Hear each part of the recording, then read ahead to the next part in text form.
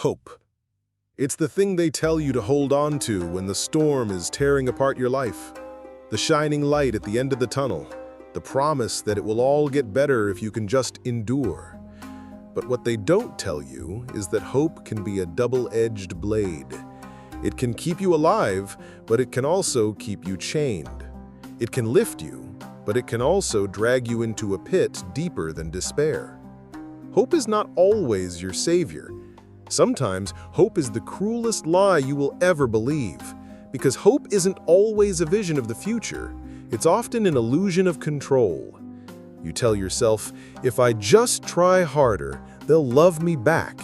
If I just wait longer, my life will change. If I just have faith, the pain will be worth it.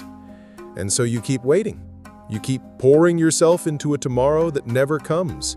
You keep living in a version of the future that exists only in your imagination. And with every passing day, you stop living in the present. You trade the air in your lungs for the ghost of something that might never happen. That's the cruelty of hope. It demands your time, your energy, your loyalty, and it gives you nothing but the next waiting room to sit in. And the longer you cling to it, the harder it is to let go, because letting go of hope feels like giving up. But it's not always giving up, it's waking up. It's recognizing that not every door is worth knocking on. Not every person is worth waiting for. Not every dream is worth sacrificing yourself to keep alive. Sometimes the bravest thing you can do is let the dream die, because the dream is killing you. They told you hope was the anchor for your soul, but an anchor doesn't just keep you safe, it also keeps you stuck. You could have sailed to 1,000 new shores by now, but hope kept you tied to one. You could have found 100 new loves, but hope kept you trying to fix the one that was breaking you. You could have started over 12 times, but hope kept whispering that you didn't need to. Just hold on a little longer. But a little longer turned into years, and years turned into the best parts of your life bleeding out into the sand. And you stayed. You stayed because hope said, it's almost here. You stayed because hope made you believe the person who hurt you would change. You stayed because hope told you the job that's draining you will get better. You stayed because hope told you the apology you deserve is coming. But hope can lie. Hope can trick you into thinking that waiting is strength when sometimes it's surrender. Hope can tell you to endure pain in the name of loyalty, when in truth you're just addicted to the story you've told yourself about how this ends. And when the ending doesn't come, when the breakthrough never arrives, when the people you've been patient for still don't show up, you don't just feel disappointed, you feel betrayed. Because you believed in something that was never real. That's the knife of hope. It cuts deeper than loss because it makes you think you could have had more. It makes you think the good life was right there, just a little further ahead, when in reality, it was never on that road. The cruelty of hope is that it keeps you chasing someone else's dream while your own withers. It keeps you living for a future you may not even want anymore. And by the time you realize it, you've built your identity around waiting. You're not the person who moved forward, you're the person who waited. And when you finally let go, the grief hits hard, not just for the thing you hoped for, but for the years you lost believing in it. People tell you to never lose hope because they're afraid of the alternative.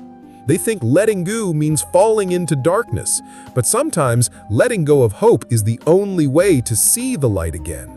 Sometimes you have to accept that there is no rescue coming, no miraculous change, no reward for your patience.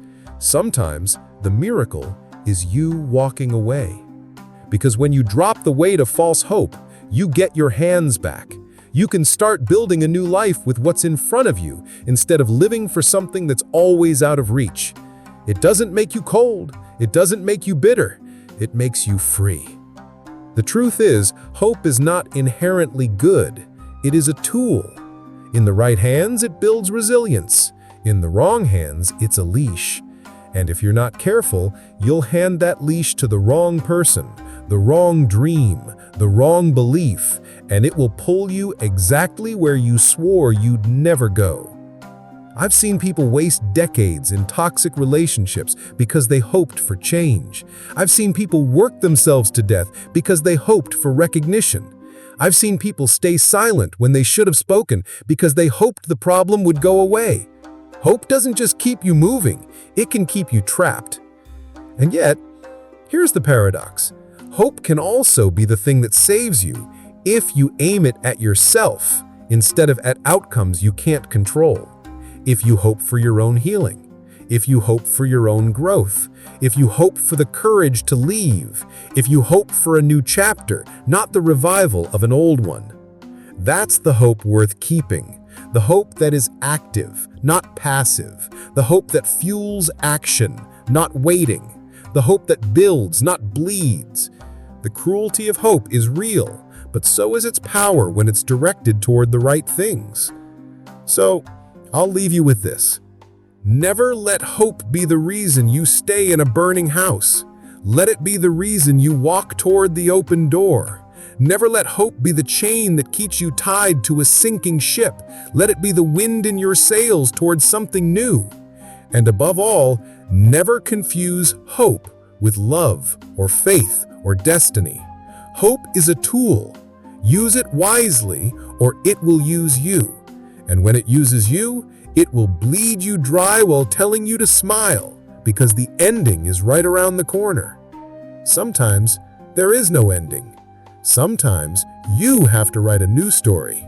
And that's not the death of hope, it's the rebirth of it.